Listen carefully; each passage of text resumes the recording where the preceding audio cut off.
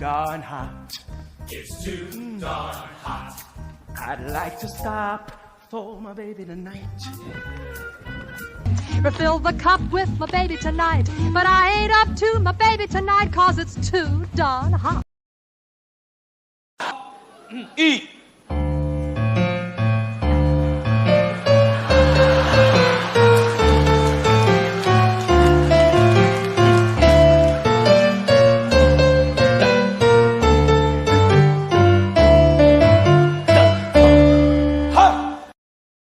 I'll eat my neighbors. See, my superpower is being honest. I'll eat your ass. This used to be me. Old before my years, ignored by women, passed over for promotions. But now, all that has changed. Hi, I'm Cy Swerdlow, and I invented the patented process known as hair looming.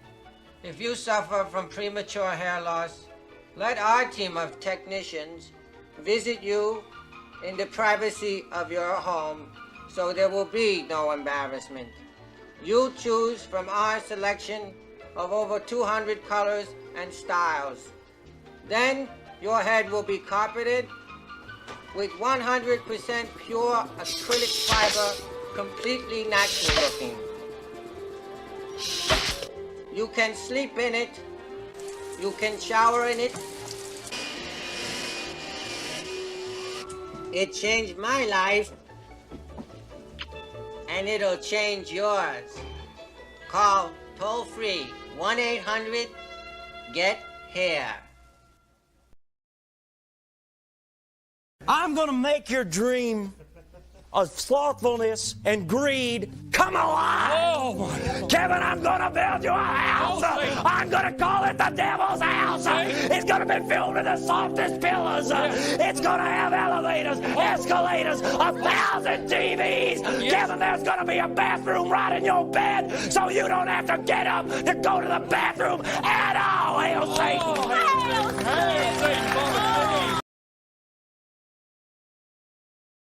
Andy Warhol and John Waters, in conjunction with Saliva Productions, present Jim Barrie's beloved children's classic, Peter Pan. I think I see him. No, that's just a cloud. No, it's not. It's Peter.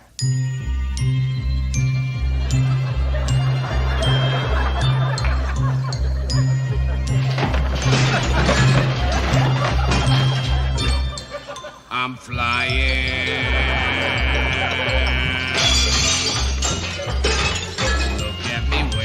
Suddenly, here am I, I'm flying. Yes, it's divine, starring as the boy who wouldn't grow up. I won't grow up. I won't grow up. I don't want to go to school. I don't want to go to school. Just to learn to be a parrot. Just to learn to be a parrot. And recite a silly rule. And recite a silly rule. What the hell is this? This is the bill that will convert the State Hospital for the Insane into the William J. Lepedimane Memorial Gambling Casino for the Insane. Gentlemen, this bill will be a giant step forward in the treatment of the insane gambler. Yes, bravo. Beautifully put down. Let's get back to right. So these punks. Yes. I don't know if they wanted money or they wanted something more sexual. Wow. But it's a lucky thing I had my pieces. Your pieces. My guns. Oh. Anyway, I started blasting. Bang! Wow. Bang! Well, I don't see so good, so I missed. Then they ran away. I ran after them. Okay. Bang! Try to shoot them in the back. But I don't want so good either. Anyway, you guys all think I'm a hero, and I'll accept that responsibility.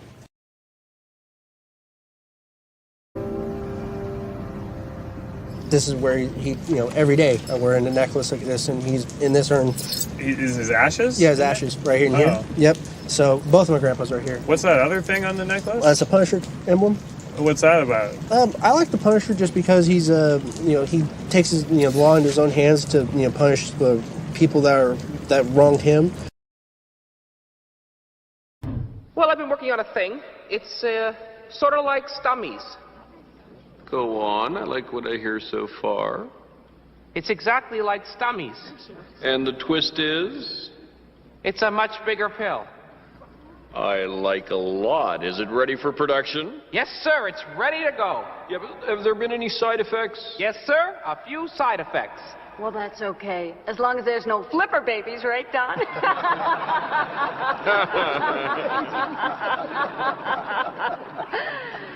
Well, there have been a few flipper babies.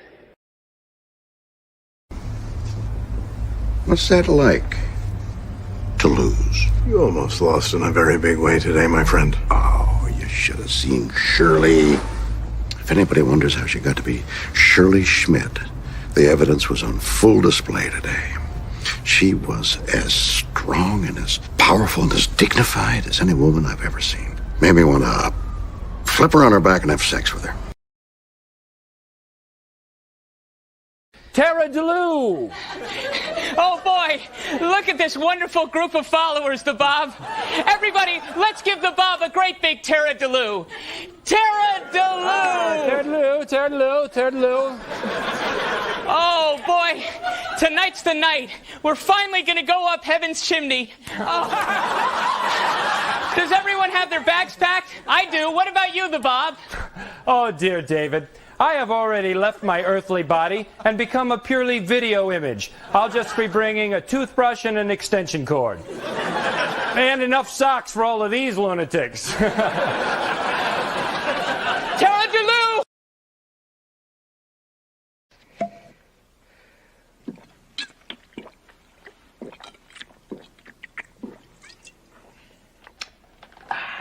A man drink like that and he don't eat. He is going to die. When? Holy moly, look at my date! She's a super villain, possibly a Medusa. Dean, I am not kidding. She has rope for hair and a shiny costume. Oh, not fair, she's wearing goggles. Told you she would dig my Batman suit, but no. I've got to start at the bottom and do as well as I possibly can the most meaningless, insignificant, mindless acts. Like my job, for instance. Boss, how much does a good cab driver make in a night? $150. What was my best night? You once broke $12. Boss, I want to drive again. I want to go right back out there on those streets and drive another shift.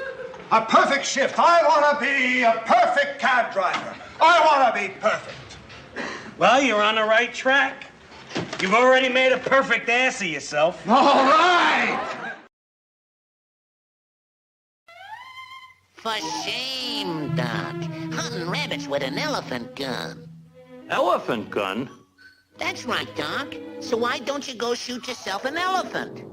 You do, and I'll give you such a pinch!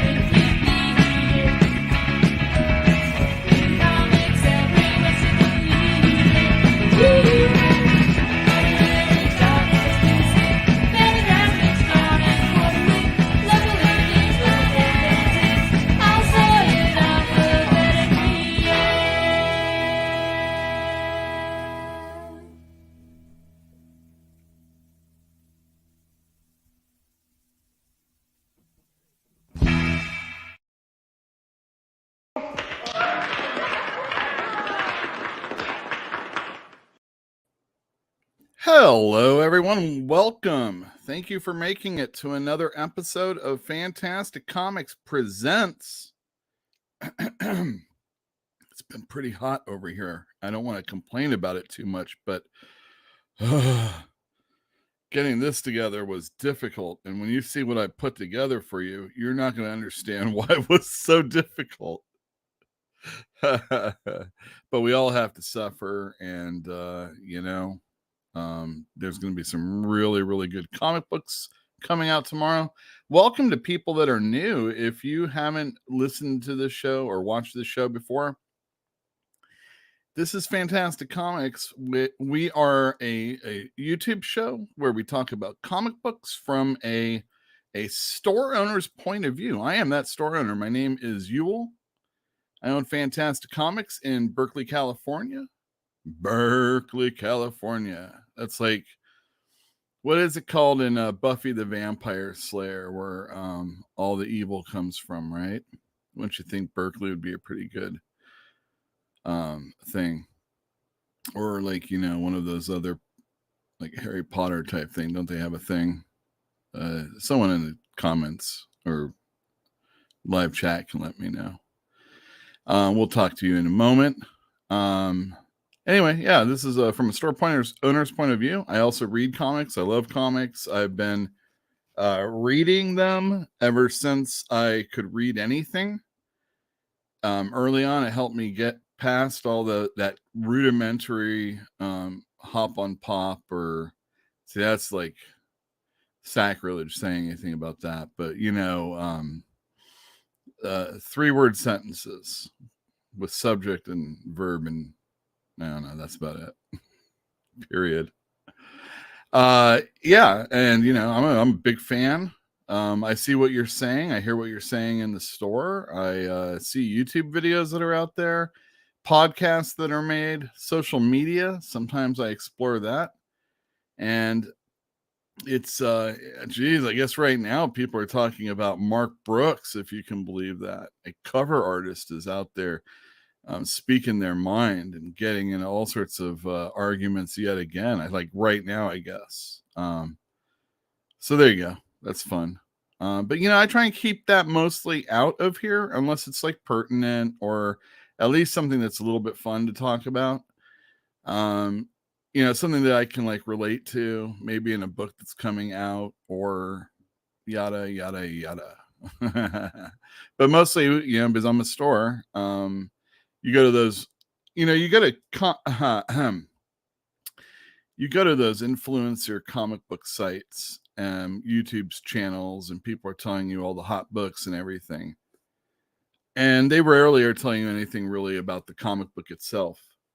So if you want to know what comic book is making 100% increase on sales as of yesterday, according to one site or, one sale, then, this is totally not the show for you. Sometimes I get into it. It's always interesting. You always, you get a collection, you build it together, and it's always interesting if something is worth money. But I don't know how out there, how do you feel about your collection? Does it need to be worth anything, or is it something that, truly, if you can get the same amount of money as you put into it, on average, that would be better than one really great comic, probably. Adjusted for inflation, of course. Anyway, that's what this show is. We talk about comics, and I say hi to the people. This is where your voice can actually be heard, because we have people that listen, but it's not heavy flow in the live chat or in the comments after the fact. Usually it's store related with some of my customers, I gotta have that book, so now I know. And we'll be talking about comics that are coming out soon. In fact, here I will tonight's show. There you go. It doesn't look like a lot, and it probably isn't. Let me turn this off, and since we've just started the show, and I don't want anybody to think I'm not doing my due diligence. We're gonna do this.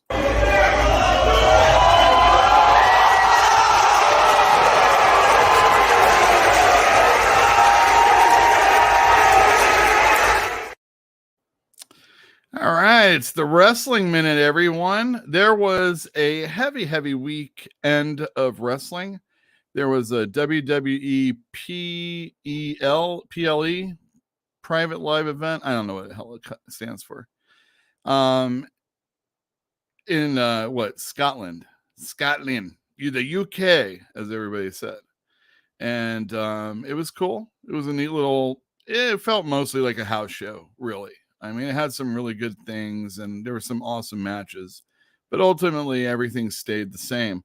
There was one thing that happened, and we'll get on to that in a moment. We're going to leave it. The best of the week actually came from Clash at the Castle. But overall, it wasn't really that big a deal of a week. On Raw, Braun Strowman came out, so I guess he's back with the company. He's a big dude, and, he might be someone that would vie for taking the belt off of Roman Reigns, maybe. And pretty much that's it with WWE. In AEW, they had what was it? It was called All Out. And on the pre-show, this happened to Ruby Soho. Subscribers, visit www.stars. Oh man, viciously just dropped on her neck. And Sammy Guevara has done some really pretty heinous stuff before. And I don't know why. Oh man, it was that Matt Hardy one was the worst. And then this happened. See, like everybody's all, hey, Ruby Soho, she got her nose broke. Well, this is how it happened. Ty Mello, Ty KO, right on the face of Ruby Soho. The cover, 2, 3. Yeah, that was the long one. She took it right in the nose. Oh, when wrestling looks real, sometimes it looks fake, and it's the one that really hurts the most. After the there was one thing happened of note. CM Punk went against Jon Moxley. He lost like in 3 minutes, like a week ago, and he's already vying for the belt, selling a bad leg, but this ultimately happened. CM Punk hell bent. He got it. Whoa, he got it. 1, 2, 3. It's over. And CM Punk sported blood, so it's an AEW event. After the show, there was this media scrum, and there's gonna be some music accompanying this because I stole it off Twitter. Nobody knows who did it, and I want to do everything I can to get this show taken off the air, obviously. 2014, late 2013. And the fact that I have to sit up here because we have irresponsible people who call themselves EVPs and couldn't fucking manage a target, and they spread lies and bullshit and put into a media that I got somebody fired when I have fuck all to do with it.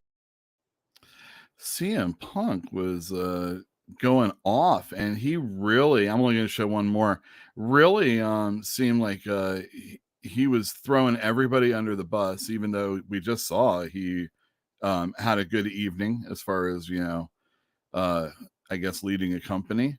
And he said this about with his boss talking. I hope in this world to deserve an empty-headed I made it really clear in Forbes, and I just want to make it clear again. Nick, it's not his position to make it very fucking clear. There's people who call themselves EVPs. What we could do as a company was bring MJF back. He wants me to work with pricks constantly. That's what it is. Nevertheless, wow, that's crazy. And then supposedly after the show, there was like fighting going on with Punk and the dude he brought to the ring with him. And there was already problems with him. I think he said F word on air. I mean, I can say it, but so that's some crazy stuff that's been going on. Of course, because AEW often will do those shoot work stories. Who cares? The most important thing that happened, I hope I clipped it small enough so I don't get in trouble, happened on that Clash at the Castle. This was Rey Mysterio and Edge with son Dominic Mysterio. I don't know why I did it in between. And they had just beaten Judgment Day. From their collective side. Dominic turned on Edge and beat up his father. And the story we've been waiting for a long time has finally happened. Unfortunately, when I was watching the show with Jill in the other room, Dominic is just so... There's nothing about him that would suggest that he's tall, and that's it. But when you're standing next to your father, of course you're going to be tall. But he has no muscle. I'm not trying to like slam on him as a fat guy, he just has no muscle. And it just doesn't really seem believable. But he's now all in dark. He's hanging out with Judgment Day. So there you go. That's your Wrestling Minute.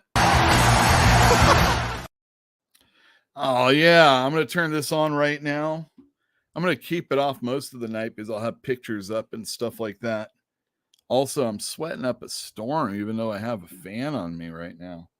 I went to this, this weekend. I knew it was going to be hot, and I had people coming over on Sunday, and I wanted to lure them in. So some of the things I do is I will get some drinks, and I had root beer and some Smirnoff drinks and stuff like that.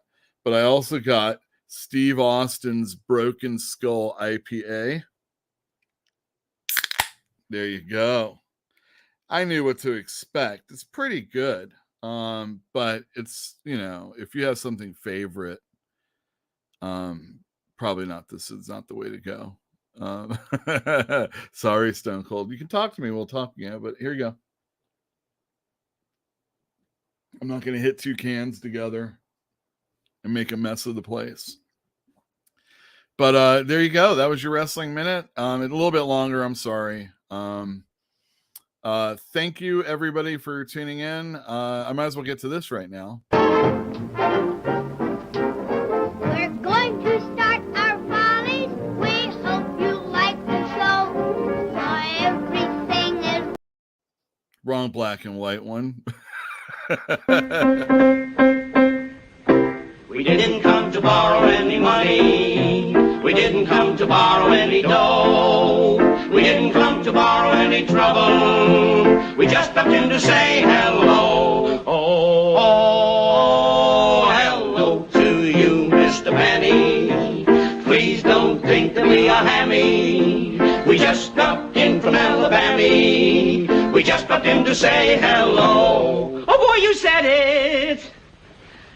We just stopped in to say hello. And don't forget it. We just stopped in to say hello. And I'm... Hello.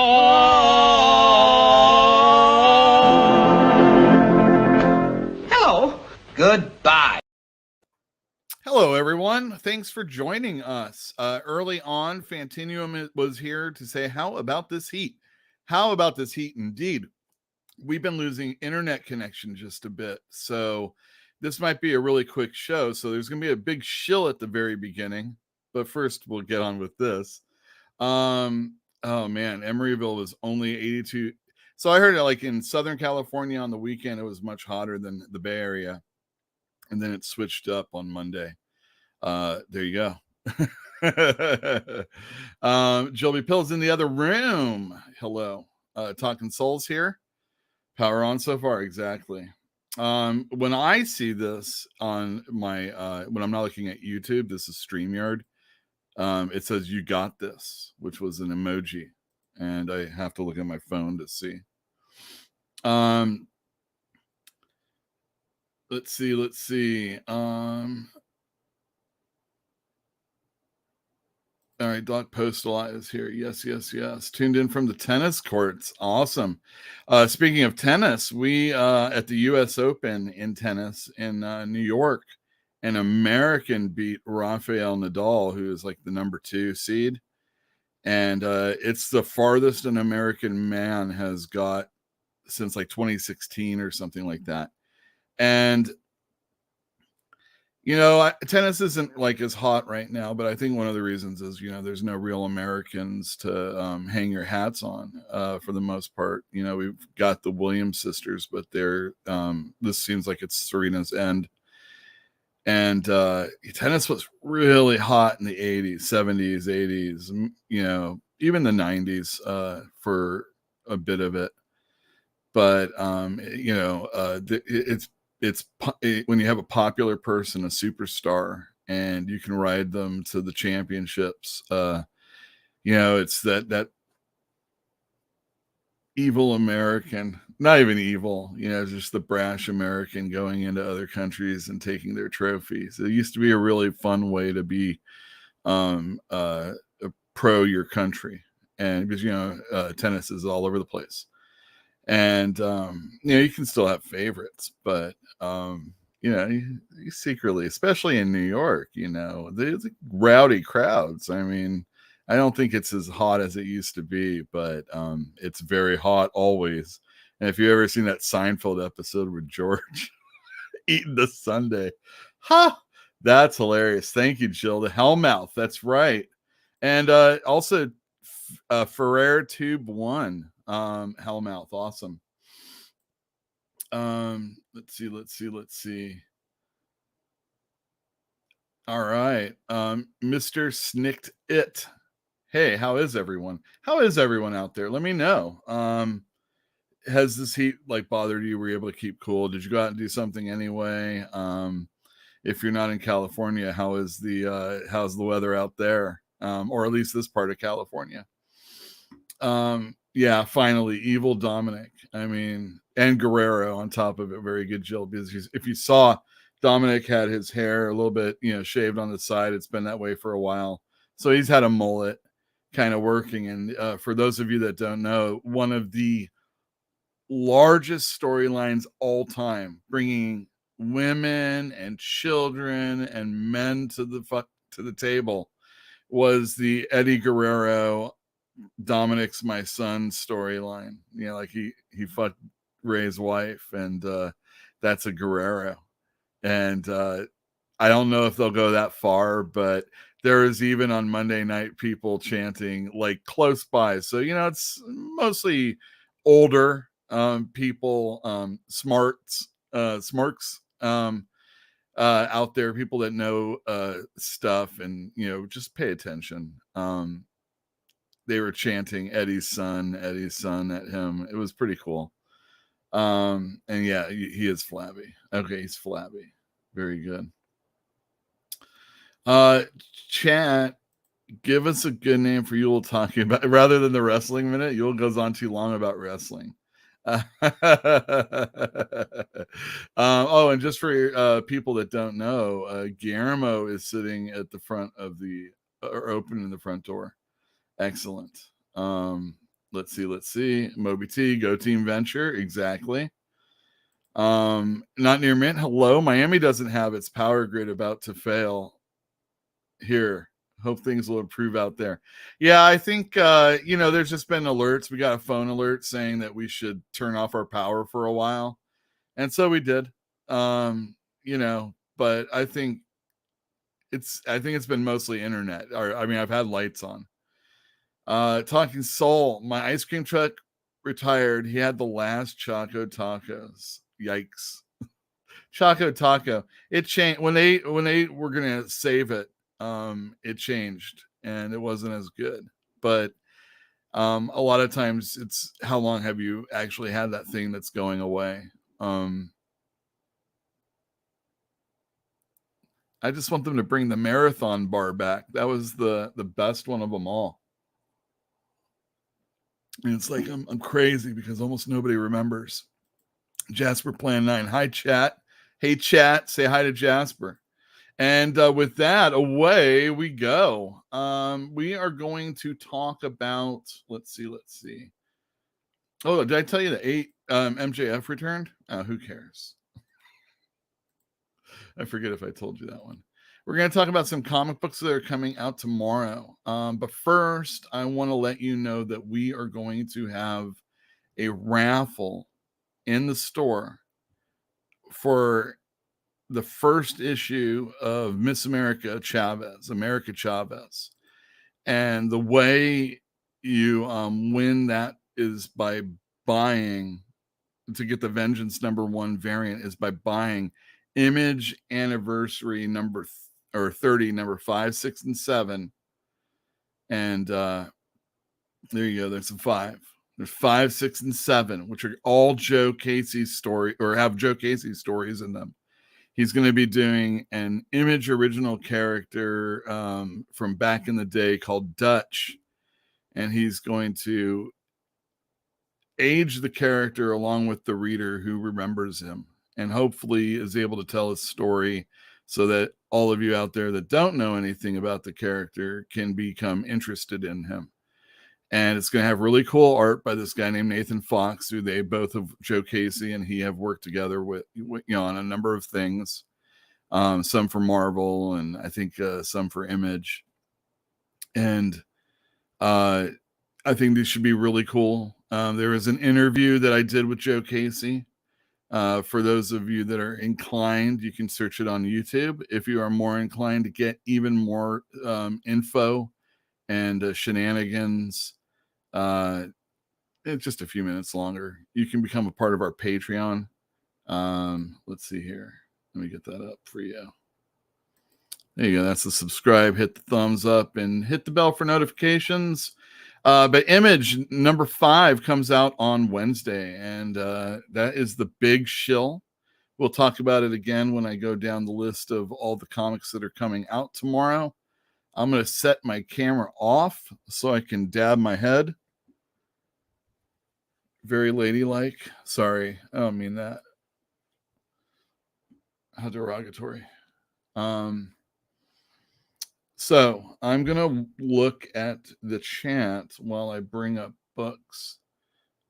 First, though, I want to talk about Grant Morrison. Oh, my goodness gracious. Kenneth Bird says hi to everyone here tonight. Oh, hit you up Friday about the cap. Yeah, no problem. Not near mint.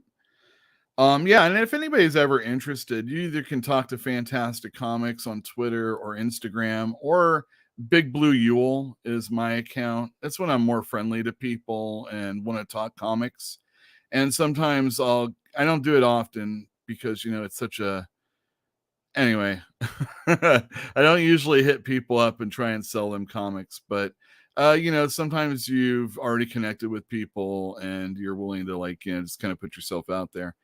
Here I'm putting myself out there, not unlike Grant Morrison, right? His first novel, Luda.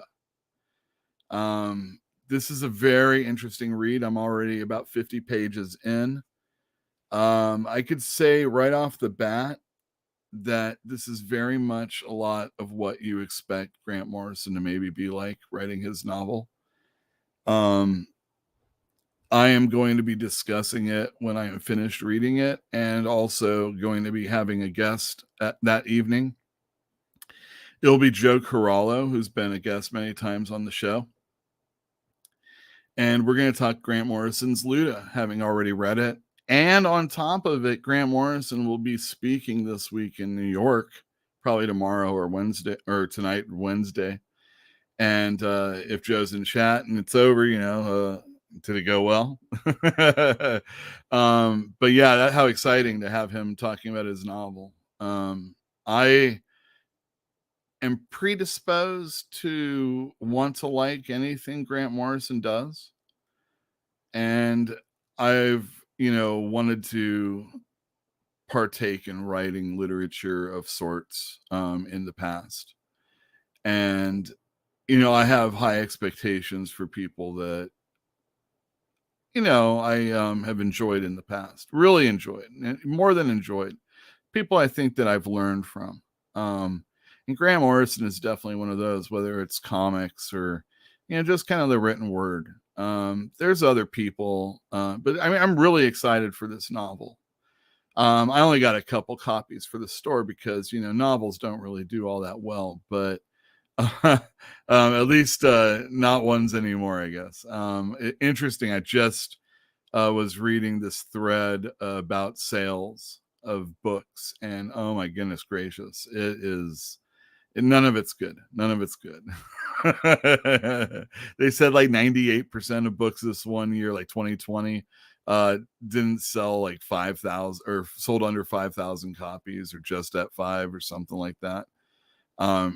Hopefully this won't be the case for Grant Morrison's Luda. It definitely has stuff that I expect people would expect Grant Morrison to write about. It has a very interesting way and quality that you probably have read in his comics. And that's all I'm going to say right now, because I want to go into it not expecting too much. And at the same time, keeping in mind that it's weird, talking about stuff like this, but it's wow. There's a lot of stuff that you get hammered with immediately. And if you aren't as, we'll talk about it. Wait till Joe's on. It'll be great. Tomorrow, I've told most of my customers. So anybody that wants this, that I got one other person that doesn't know, who doesn't watch the show, but you know how old people are. I think he's going to dig this a lot. And wow, the artwork is just so fantastic. And Alex Ross is kind of like rewriting or retelling a story of the negative zone. I think the first time they traveled into it.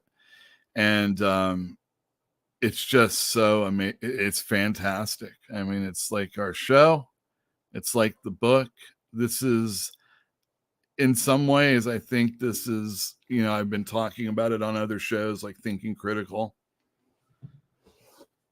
And I have a feeling that, there's a certain desire to,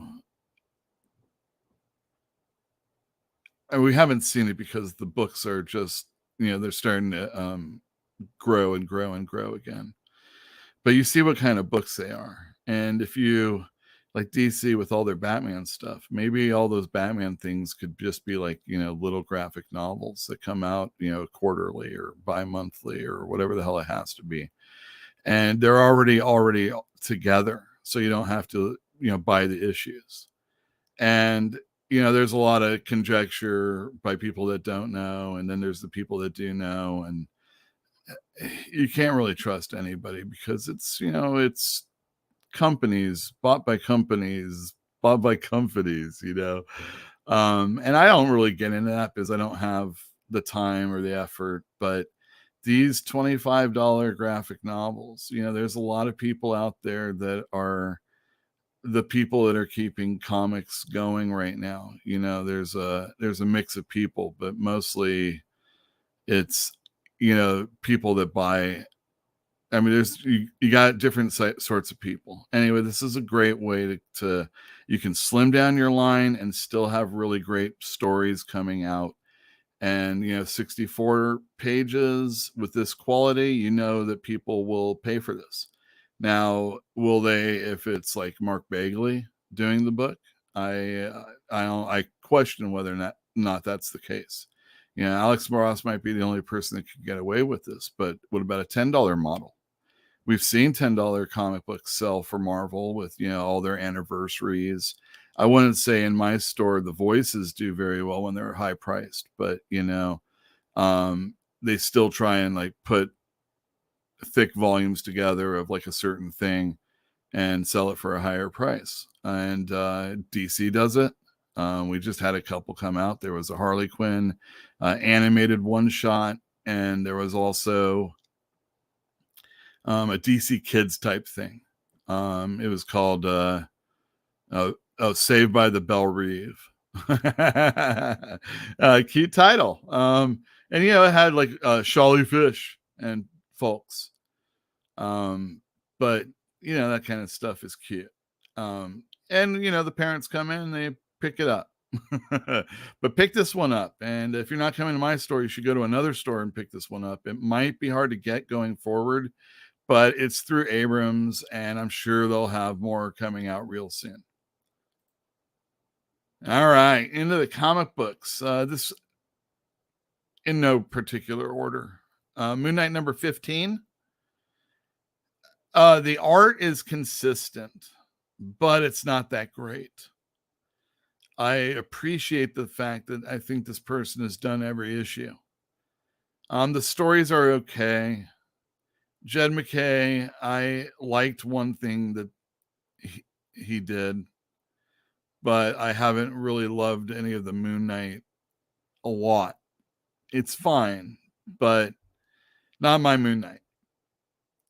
Still, I know how many people are out there buying that, so it's coming out tomorrow.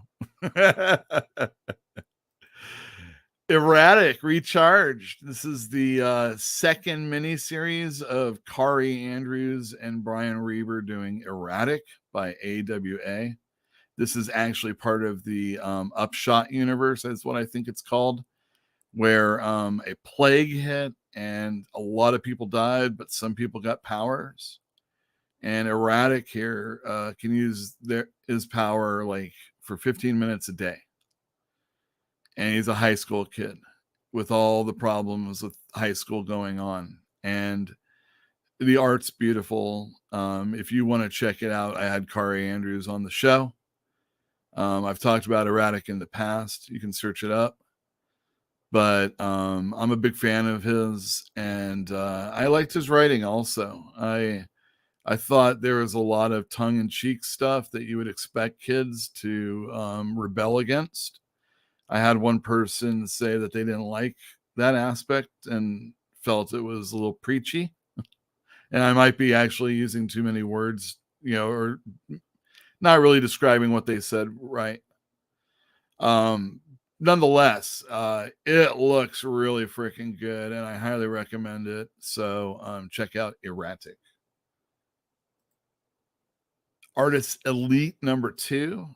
This is kind of like a bunch of people that are creating comics getting together and having a Marvel Comics Presents. So, this is a good jump on issue because you got part ones to a bunch of things. Some of it is being done by Freddie Williams, Ben Templesmith.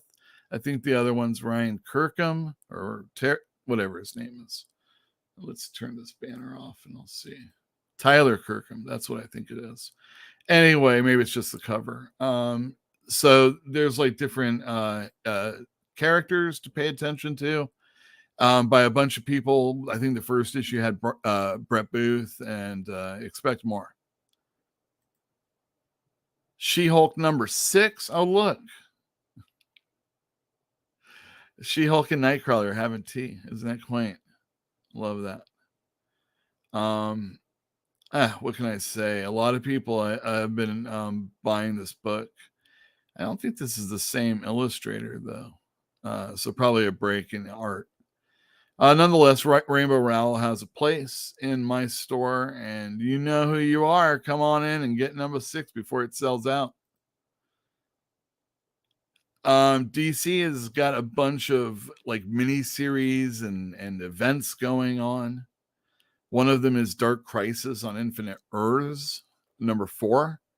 The gimmick here is that they changed the title by when they put out the third printing of 1, 2, and 3, and they just called it Dark Crisis initially. But on the third printing, they came out Dark Crisis on Infinite Earths, and so this is the first issue, Volume 1, Dark Crisis on Infinite Earths. I forget if it had a different barcode screwing my Mobi system up. So, but if you read any DC book, so if you read Superman or Flash or Green Lantern or whatever it may be, this is the book for you going on. In addition to whatever you get, there's other spinoffs and things like World Without a Justice League and stuff like that. You don't need to read those. You can, especially if it has a character you like. But this is the one you want to go for. Joshua Williamson, everyone. This is, I do believe, a one-shot of the Dark Knights of Steel universe where we're going to see a young Kara, Clark, and Bruce, or whatever Clark's name is. I guess it would be Cal. The Dark Knights of Steel universe is fun if you like, a fantasy version of the DC characters. Of all the ones that are coming out right now, this is the one I like the most, but I dropped off a bit. I can still recommend it because I think the art's been good and Tom Taylor has been crafting a pretty good story, although there will be other people working on this also. Another DC event going on, Flashpoint Beyond by Jeff Johns with friends. One of them is Harmonico, good art. I think the Flash writer and that Tim Sheridan dude writes it also. So there you go, Flashpoint, Jeff Johns. Jeff Johns is going to be stepping up higher and hopefully stronger in the company in the coming months with his JSA and Stargirl series. If you enjoyed this, you should probably come in and get it quick because I didn't order a whole lot. I will get on it tomorrow. But Survival Street was a pretty fun first issue. And, it's a post-apocalyptic future, corporations and television that's taken over. And the people that helped make it happen back in the day were Muppets, although I'm sure they're not calling them Muppets in this series. The first issue was fun. James Osmus. What's his other name, everybody? Let me know in chat. Axe, Death to the Mutants. If you have to have everything Axe related, this is another one of those things. Kieran Gillen's writing it at least, and he writes 2 of the books involved. So, you'd probably want to get this. Spawn 333. Oh my gosh. Pay attention, everybody. 333. The next one's 345 and then 350. And this is a pretty awesome cover. But Spawn 333 tomorrow. New Fantastic Four. We only have one more issue to go after this. Peter David's writing a story of a very fond memory for us old timers. Although he had nothing to do with it back then, even though he was writing. Star Wars number 27. If you remember about a month ago, we had the King of the Golden State on, and he said, Star Wars, everybody. And I sold out of number 26. So prognosticator, maybe I should have upped my order. Did I? Come in and find out. Captain America, Sentinel of Liberty. I swear to God I had it in my bag, but I must have left it at the store anyway. Wes over at Thinking Critical was talking mad shit on this one, and I was like, oh my God, I gotta read this book before I watch the video. And then I found out I didn't have it, so I was like, all right, I'm gonna check out. I didn't really think that a lot of necessarily things that he was saying was horrible to most people. Although I have seen the series, this one and the Sam Wilson, not do very strong. It's been pretty good. So I think it's more people not wanting to read Captain America than the stories. But if that's the case, and in addition, you're pissing off people that want to see Cap a certain way, you got to do something. Nonetheless, I thought the first 3 issues were pretty good.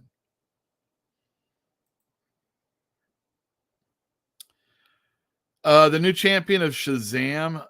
I thought the first issue sucked. The art was good though. Yeah, it was Doc Shaner. It was just a lot of, I don't know, being talked to by the main character. And I really don't like that.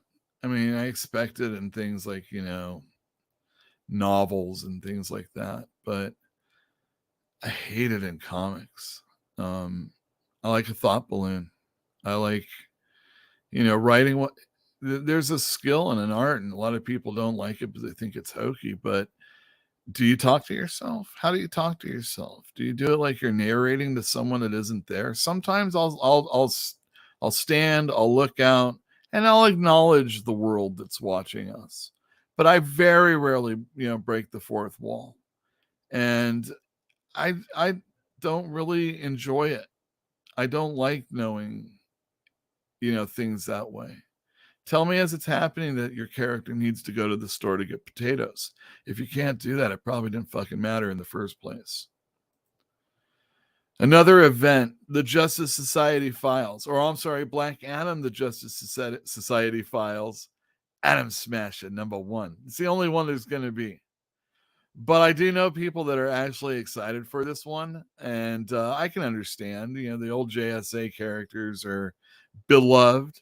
A lot of them are beloved from like the Jeff Johns years. This is a reason why people are so excited about, you know, what's to come. Pick it up. I think it's going to probably be good if you want it. And yeah, if you haven't dived into DC in a while, you probably can't do worse than the Black Adam universe, which is a 12-issue maxi series. It's going to coincide with the release of the movie. And you're going to get all these one-shots about characters that are going to be involved in the upcoming Jeff Johns run.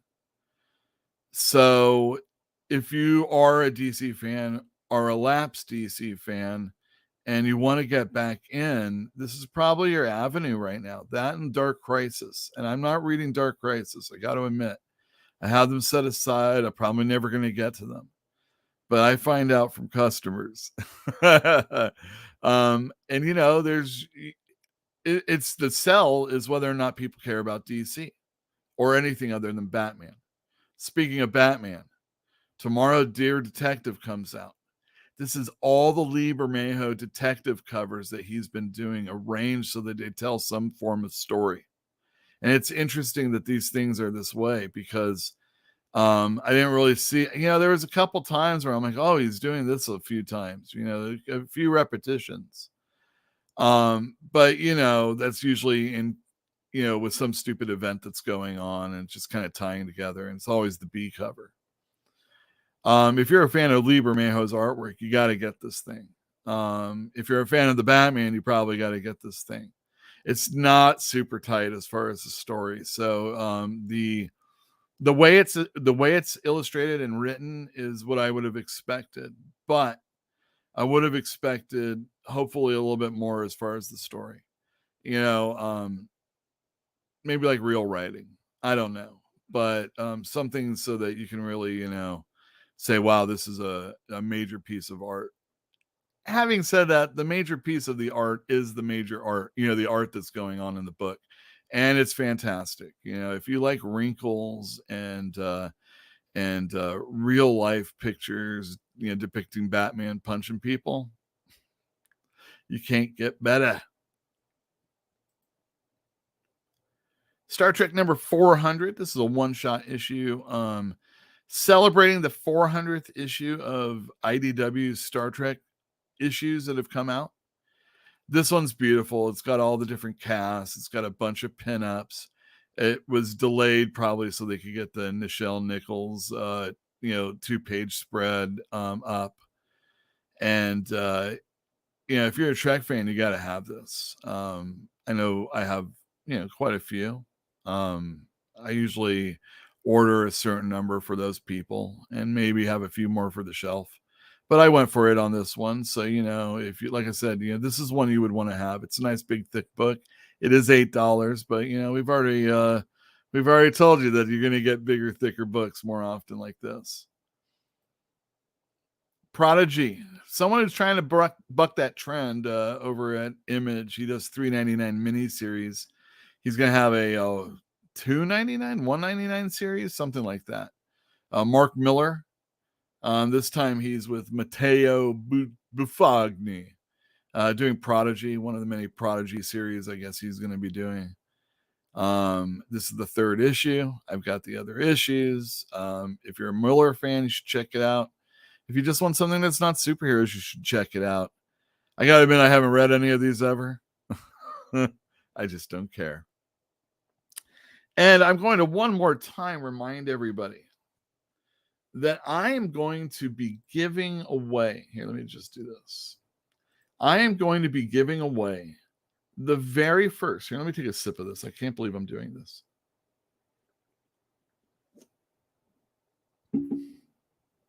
What am I, crazy?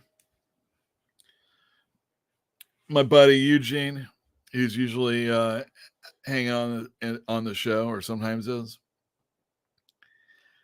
He was like, what do you gain out of this? You told me that this comic book is worth like a lot of money. I'm like, well, yeah, like hundreds. He's all, I looked it up. It's worth a lot of money. And I said, well, this isn't like a 9.8 and it's not slabbed. So it probably isn't, worth what you think it's worth. But it does have the first appearance of Miss America Chavez, created by Joe Casey and Nick Dragotta. She was in a Doctor Strange movie, and I'm sure she's going to be an Avenger or something going forward. And she's Latina.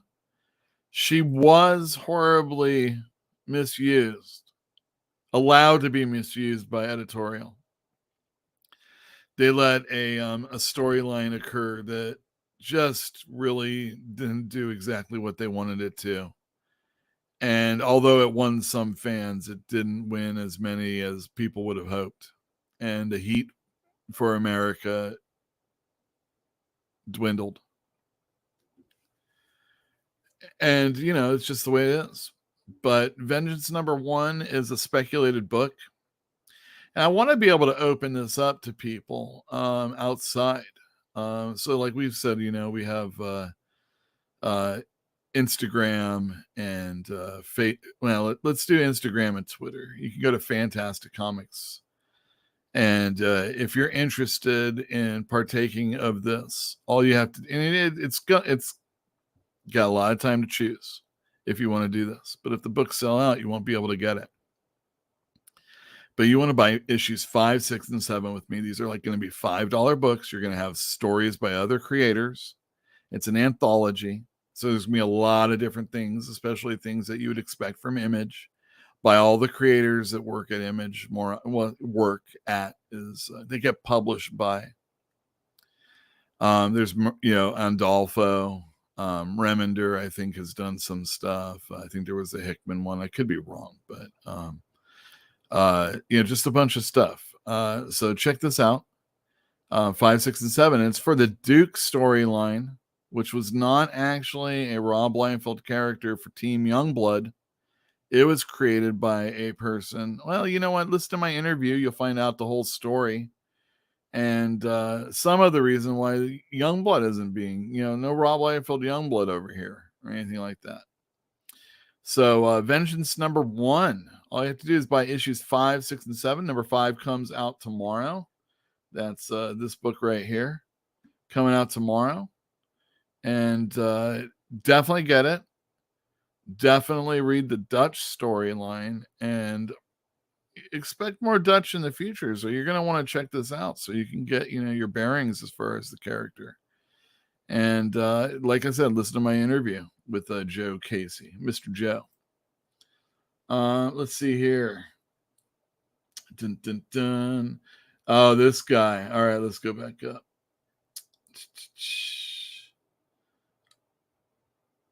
All right, Joe Corallo. Hello. Just got my copy of Luda signed by Grant at Barnes & Noble earlier. That's great. Hey, that's great. Good for you. I can't wait to. So, have you been reading? Well, don't worry about that. It's not important. I hope you've been reading it. Like I said, I'm about 50 pages in. I now feel like there's going to be some momentum going, and I really enjoyed the pickup pace. So, getting past the first chapter was awesome. Eventually, see now, Jill is like, I have to explain to you all what Panto is, and I remember drama class. Hold on a second. I wish I would have been able to do this in drama class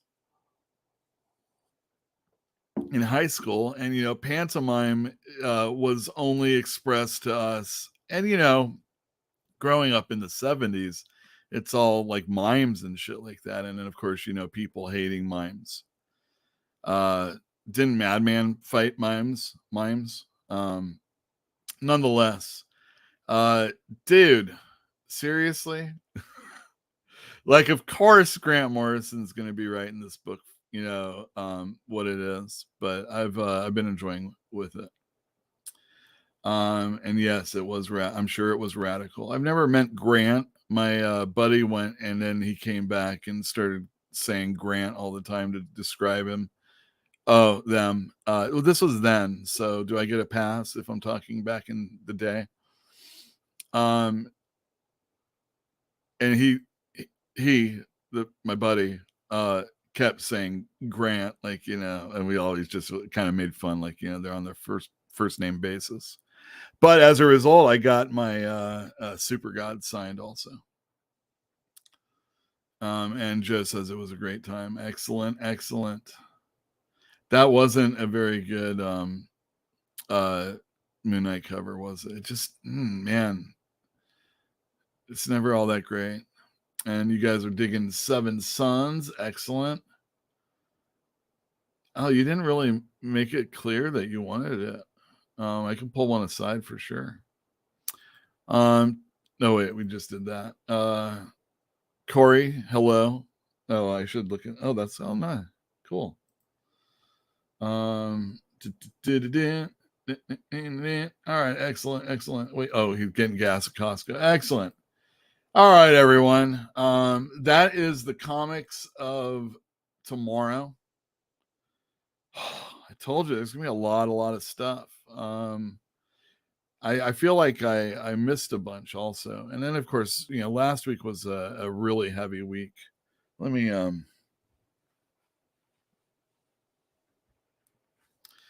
turn on my camera. So here's my Luda that I'm reading. And I recommend it already. I mean, if you're a Grant Morrison fan and you want to read a book, join us, join Joe, join me. And in probably like a week or two, we're going to get together and we're going to just have a fun time talking about it. I assume we'll talk about, Grant Morrison, maybe our likes and our dislikes or our undying allegiance. Terra delude to Grant.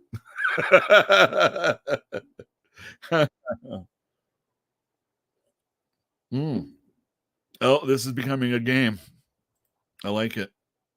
Half price or full price. So as some of you may know, we have a website. You can just go to fantasticcomics.com and it will take, you can click the link and it'll take you to our half price site. We're it's a little play on words or play on a story that moved in after. Well, it wasn't us, but Symmetry. Who wrote that? Oh, this is going to be a fun one, everybody. This is, I can already tell. Matt Hawkins, editor extraordinaire from I do believe Extreme. Half. Wait. Who's the artist? Who's the artist? Raphael Inco. Half. Volume 2. That could be out of print, everybody. Oh, shit. Joe Kitanye. Joe Keating. Let me tell you about Joe Keating. Real nice guy. Half. He got screwed at Marvel, so I've heard. He was slated to do a Thanos miniseries, I do believe. I think there was even an ad for it, like in previews. What number? Owen Gianni does the art too, huh? Yeah, definitely half price. John Workman. So you can get these all on our site, these half price ones. Anything. Who did the writing and art on that one? Guggenheim and D. Giandomenico. Half. Good stuff. Half. Well, let's see who did it, though. Ooh, Bennett and Norton. Half. Will at Fantastic Comics get the website correct? That is the question. Yes, we will. All right, Sidekick Straczynski. Dude, all right, so when we opened up, and Tom Mandrake, hold on a second. Don't go anywhere with that. Sidekick. They were switching over Image. They're getting the stuff that's kind of hip for the 20-somethings, the late 20-somethings, the early 30-somethings, the LGBTQ crowd. And they were putting out some really good stuff. And then in the midst of that, they did a signing of Straczynski's like Joe Comics. I think it was called Joe's Comics. And it was just like, it didn't flow with anything that was going on at Image at the time. And it was like, what the? And then they did Sidekick, left, half price. But hey, if you're a Straczynski fan, maybe check this out because you can get it for half price. The gimmick, if you live away from half price books, if you can't come in and pick it up, is that you should buy $75 worth of merchandise or else shipping is $75. But if you do, it's free. Boom. Southern Cross, half. What number is that? 2. Yeah, half. Oh, that looks maybe classic. Oh, no. Frank Barbieri. What volume? Wow, ones, everybody. Half it. The Hunt. Wait, go back up. Colin Larimer. What is he, like Irish or something? Would it be? That doesn't sound right? I don't know. Half it. Who cares? The Hunt. Snarked. What is that? Roger Langridge, right? Volume 1. Wow, everybody. Roger Langridge at one time was the most sellingest author at Marvel. And that was because they were still in grocery stores and he was doing, some kids thing. Half. Ooh, Snapshot. Yeah, pull that out. I'm going to let the chat decide on this one. Do Hypernaturals first. No, go ahead. Hypernaturals. Dan Abnett and Tom Derenick. I pulled out, I think it's in my dollar bin now. Oh God, why am I having the brain fart? His first book was called, Jesus, I can't remember right now. It had the ferret in it. It was for Malibu. Anyway, he got pretty good. Like, you could see potential in him even then. And Tom Derenick will like do a DC thing or a Marvel thing every now and then. And he's pretty good. As far as the Hypernaturals, put him in the half. All of them, even number 1. I know. Even number 1. All right, what Snapshot? This is a Jock, right? Andy Diggle and Jock. So this is the one. I'm gonna it's a one shot. It's all by itself. I remember it's in San Francisco and there's a bike courier, so there's a lot of action going on. Jock is amazing. Andy Diggle has been very good in the past and they work well together. You should check out their Losers. And if you can't find the comic, at least watch the movie. It's pretty good. And what do you guys think? Should we put that in half, or should we put that at full price and we'll just take it to the store? We should come back to that. I mean, everybody, even if you're far away, what do you think about that Jock book, Snapshot? Half or not half? All right, Sinestro, who did it? Colin Bunn, Brad Walker, Andrew Hennessy, and Jason Wright. What number is that? Volume 3, you said? Half. Put it on the site. Oh, more Sinestro. Incidentals. Who does that? Volume 3. Oh my God, half. Do we have a quarter price comics? Volume what? 2. Brad Walker, more Colin Bunn. Half it. There should be someone that wants that though. I mean, for sure. It's just incidentals, more incidental. Joe Casey. Dun. What number is that? Volume 2. Is there a volume 1? No. Half. Sorry, Joe. Well, it would be stupid to put Image first in the half. It would be even more dumb if someone did it from far away. Sons of Anarchy. What number? This is exactly the kind of book I can't stand having in the store. A program I will never watch or care to watch. Christopher Golden, half all the way. Somebody somewhere might pay a lot for that. And a lot would be the shipping. That's a $5 book, right? Volume 3, look at Supernatural, Reckless. How much is that? $6? No, full price. Even I can't do that. That's the comic store owner in me. Nobody has a thought on Snapshot? Oh, okay. Swamp Thing. I think that's pretty much an understanding of Volume 2. Scott Snyder, Yannick Paquette. Half. Pretty good series, by the way. Superbia, written by Grace Randolph. Grace Randolph and Russell Dowderman, drawing sexy Superbia men and women doing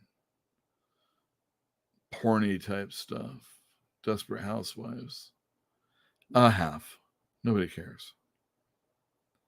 Number 2. I bet that's a number 2. Ugh. How does that happen? We already had it. Half it. Ooh, I see something good in there. What number? 2. Half. Who did the art? We can see it on this one.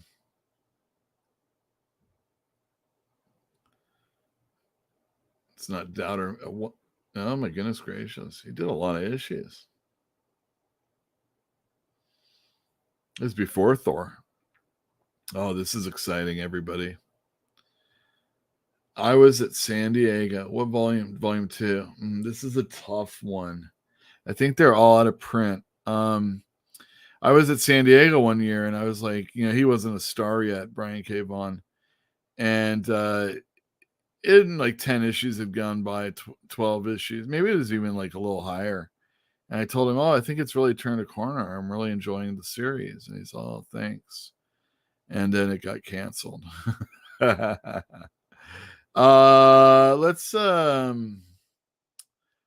Let's put 1 in half and 1 at full price, because I see 2. So bring 1 to the store is what I'm saying. Put 1 online.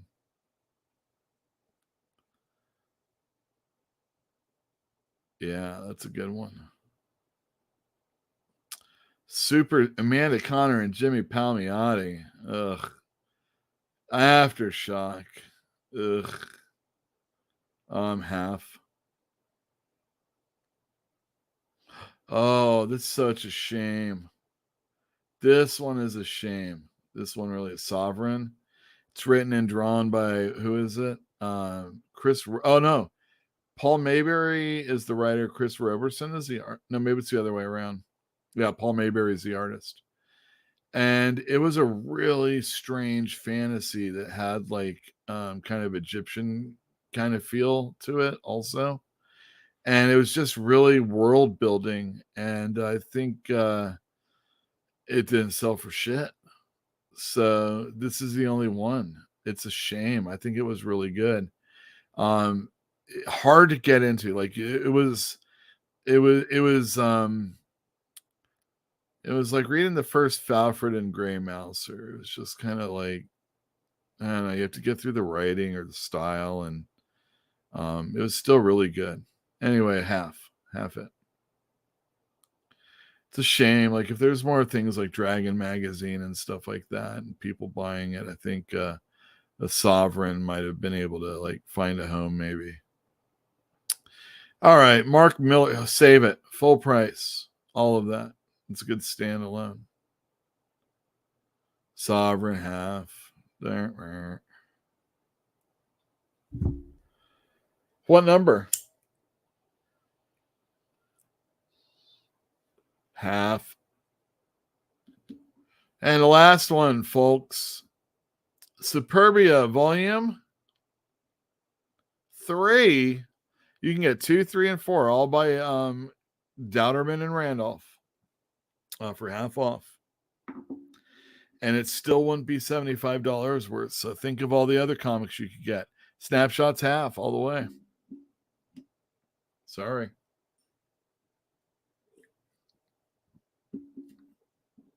Can you do me a favor?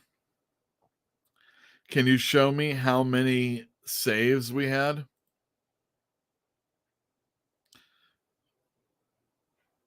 Wow, that says a lot. We're gonna put the Swamp Thing on the shelf for the person that doesn't know about our site and wants everything Brian K. Vaughan or everything Swamp Thing. And the other one is pretty much the same thing. Mark Miller. That's like his early work, when he was still friends with Grant Morrison. And the $6 image first. Yeah. Come on. All right. I don't know. Did I have anything more on my banner that I wanted to say? I said and more. I hope this was and more.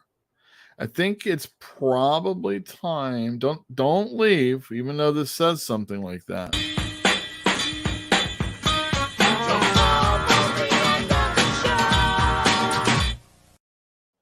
That's right. It's almost the end of the show. I want to let everybody know I'm going to run this in a few moments. These are all comic book stations you should check out. Not all of it's comic book. John Boy isn't. Sci-Fi Fantasy Read Along is. Oh, I hope there's some sci-fi. There's some magic in Luda, so that might be sci-fi. I might usurp the title of it for that episode with Joe. Joe, you ready to take on the man? Show him what could have been. I can't wait. We're gonna kill it. Can't wait. Yeah, we might have a special episode of Sci-Fi and Fantasy Read Along. But what I normally do is thank all my patrons. I really appreciate every single one of you. Oh my gosh, it might have changed. I didn't check it out. Forgive me. That doesn't really sound like I appreciate you as much as I thought it would. How about I do this so that you know that I at least at one time did. You know, my last name is Costanza. That's Italian. So you and I are kind of like countrymen. Huh? Paisanos! 650 your change. Ah, yes. And I always take care of my paisanos. So here's a little something. Antonio! Si! Vieni qua! Questa miserabile patrone! Don't be like George Costanza. Become a patron and be able to listen to interviews with me and Joe Casey. Me and Jim Zub. And there you go. Maybe someday some more. But I also do this live show, and the money kind of helps going to the store and keeping me afloat and a reason for being. And I love every single one of you. I had like a month ago, one of our patrons who's here moved away, doesn't shop at the store anymore. Unfortunately, we do have mail order. It says their store sucks out there in where they live, and came in and bought a bunch when they were visiting family. It was awesome. We hugged. It was it felt good, and it felt like old times. And things have moved on. But it's really awesome that these connections are made, and for anybody to give us money, that's a connection that has been made, obviously, and I really super appreciate it. And it's not always easy still. It's one person running things with help on Wednesday. And there's been weeks when I've just totally blown it and didn't order the Marvel stuff that I needed, or like in the case of last week, Amazing Fantasy 1000. And there have been people asking about it, so it's coming in. But I really appreciate everybody that would be willing, even people that don't shop at our store that like the show. Anybody that doesn't, thank you so much. And I then put the interview. Actually, I've never really put all the Jim Zub interview up for YouTube, so I should be doing that eventually. but it won't be near the length as you would get it if you went to the Patreon. So think about it. You know, if you're like, I don't buy comics anymore, but I really, for some reason, love watching people talk about them. And look what you got to see. You got to see the 3 comics that were able to survive the chopping block. There's nothing wrong necessarily with some of those other books, but do you really want to pay full price for them? So check us out at halfpricecomics.ofberkeley.com, or just go to fantasticcomics.com. And again, thank you to everybody that's a patron. I really appreciate it. Let me run through these Yule's favorite channels really quick. These are all ones that I listen to. It's been a while for Cartoonist Kayfabe, so it probably should be moved a little bit down. I've kept it mostly baseball and comic books. The baseball is really enjoyable when a team's fans lose. So when the Dodgers played the Padres this weekend, the Dodgers got slammed on the first game, but the next 2, they just walloped the Padres. And going in, I don't chat, I don't want to be a total troll. So I just lurk, but listening to these people cry and complain, hilarious. But I'll tell you what, the Dodgers lost to the Giants yesterday, and I didn't want to listen to anything Dodgers or Giants. So it was just a very hot night. Keep the lights off. And then our internet went down. Oh no.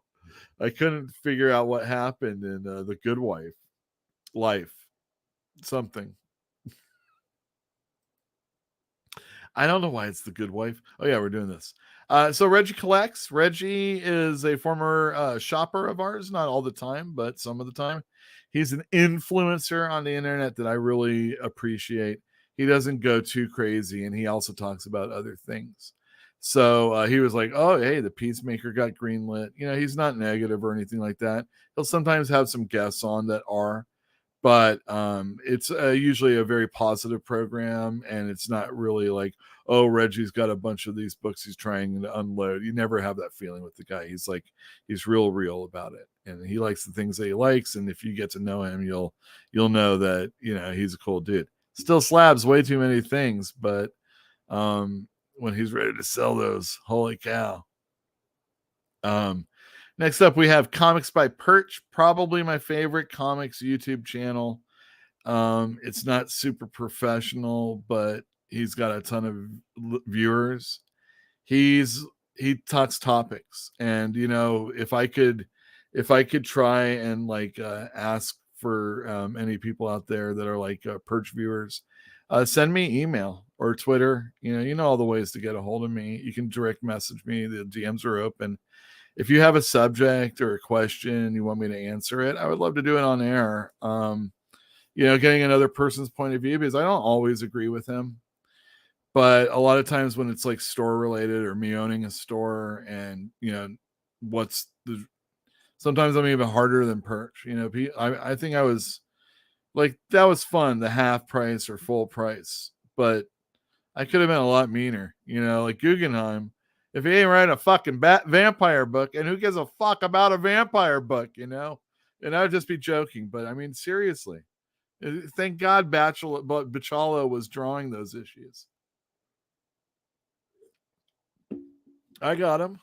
But I mean, really? Jubilee, a vampire? It's stupid. So, I could be a lot more like that. I'm happy to do it. I have different points of view, but Comics by Perch, and then thinking critical in different ways often will thinking critical is really good for understanding things that are going on, and it's usually the hype that you didn't see, but a lot of times it could be a little complainy. But if you want people to, the guy's got over 20,000 viewers. What else are you gonna do? There's gonna be an episode where there's gonna be woke in the title. Okay, when I do that, it will finally have killed woke, because the last old man has finally said the word. And I don't mean right now. We're just talking about a word. But, and it's not even from my point of view. I mean, again, I hear a lot of things that customers have, and it's not necessarily one side or the other. But I also see what people are saying about things, and it's like, I think y'all should just cool it. That certain comics you don't like, certain comics you do like. Poo-poo on them. That was the fun about comics in the comic store. Yeah, you like that? I mean, when did it get to the point where I couldn't say that? That's fun because, like, well, yeah, you like that big titty superhero books, or whatever. No, I don't like that either. Big titty man superhero. Oh, I got it. You like big pecs. I love the individuality. There you go. Like we planned it. It's awesome. Is it going in one of those books? That'd be okay.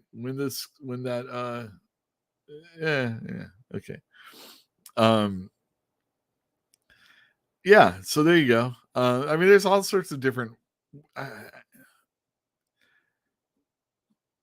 just buy comics. There's something out there for you. There's something out there for someone else. I really enjoyed when what do you like? When Black Panther was coming, I really. So the problem with comics is that there's no letters pages anymore. And I think you can really chart the demise of comics around that time. When DC took theirs away, Marvel was always, sort of hit and miss when it comes to it all the time. But having letters pages are very important. This is the way we connected with people. And I know there's the internet, but it's not the same type of discourse. The people that are editors, whether they're writing the letters themselves or actually editing the letters so that they fit the column, were able, I mean, there are famous letter writers that have written into comics. Don't get a Grant Morrison trade, buy the comic book because there's letters in them. And they're some of the smartest comic book fans writing letters, writing into Grant Morrison, or at least people that wish they were as smart as they try to be. But it's a different level as opposed to somewhat an Image, or even remember Image letters? I got 10 questions about the powers and the way they work on the blank doodle blank, the death kill, the death spool, the kill joy characters. And it'd be like Cyberforce and Wildcats. And I bet, like, these are some of the fans that became comic book creators of today. I think I would suggest that most of them were probably illustrators, but there were a lot of people that were very moved by these things and they wanted to write in. Do people really want to write in?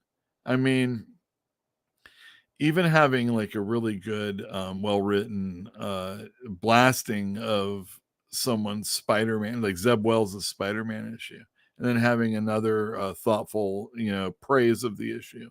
And then maybe something that's a little bit in between, or maybe the person writing, editing the letters pages, the book would, the assistant editor or something. I don't think these fools have time for this kind of bullshit anymore. And we've gotten to the point where everything's just online, but the discourse is different. There are always people that said stupid stuff, and sometimes they would be highlighted in the letters pages. And then everybody, without even talking to each other, could feel the same as all the other people without knowing what all the other people felt, And it was, what are you trying to do? Put the genie back in the bottle, Yule? I think letters pages would be very important. Look at Saga. It hasn't been really super great since its return, but it's been a very high seller in my store, and it's still the number one selling book in my store when it comes out. And it has long letters pages where they communicate with everybody. And I'm sure all those people are online, but you know who isn't? Brian K. Vaughan. He's not made super accessible all the time. I don't see anything about Fiona Staples saying anything about anybody.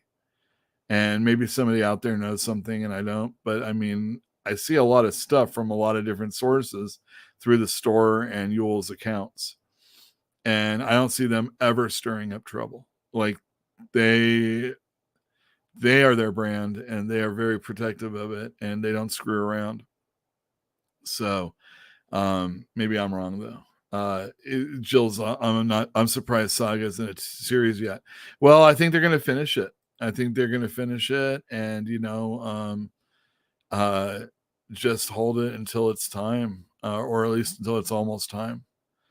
But they said they're going to go on as long as the original first part did, so it's going to be at least another like 54 issues. So this will, and Brian K. Vaughan had already said that it's going to be longer than Y the Last Man, and that was like 64 issues. I always thought that they would come back and then they would do one arc and then another arc and then they'd be over because they'd be past the Y the Last Man. But it sounds like they're going to go on for a while, and the way they've advanced the story a bit, it's frustrating. But I think people are going to be really in line again. I've already got a lot of people coming in asking about the trades. I've had a lot of people already buying the comic books, maybe getting them all at the same time, that type of thing. Oh, I can get them all now. And Saga's been really good, but it's not that way everywhere all the time. But neither is Batman right now, or maybe only Batman is right now. So there you go. That's the state of comic books in the comic store.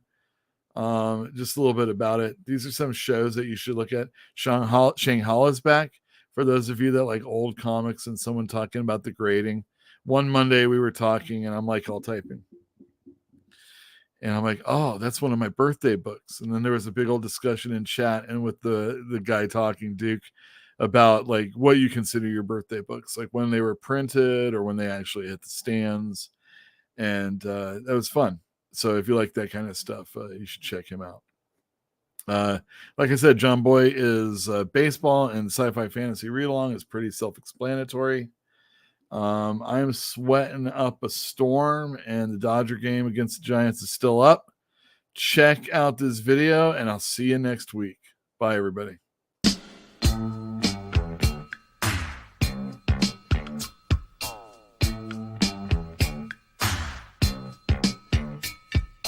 Lucy and Ramona cruising through the jungles of L.A.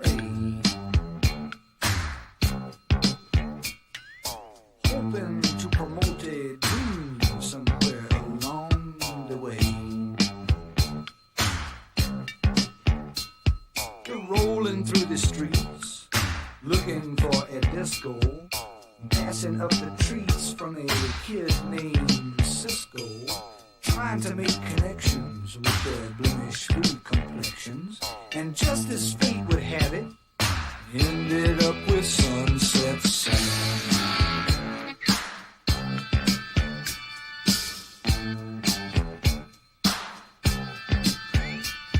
Sam was selling watches from a suitcase on a TV tray. And Lucy and Ramona kept trying to figure out if he was gay. The three of them were standing, staring at each other, when the light behind their eyes blew each other's cover. The ancient code was branded, and each of them was handed a ticket to their kingdom, 'cause they saw their brother Sunset Sam.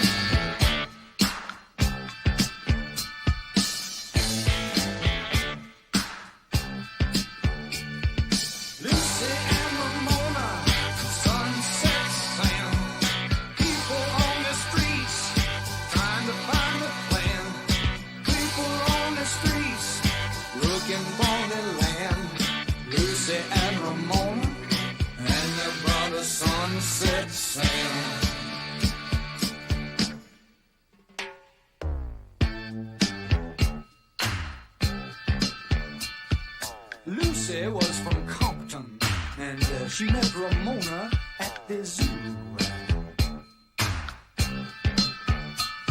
Ramona was from Brooklyn. She left when she was 22. Sam was a native of the Arizona desert. but he split when he was slated for some governmental make-work. Their differences subsided when the common bond was sighted. They were all from the same place that made the famous Sunset Sound.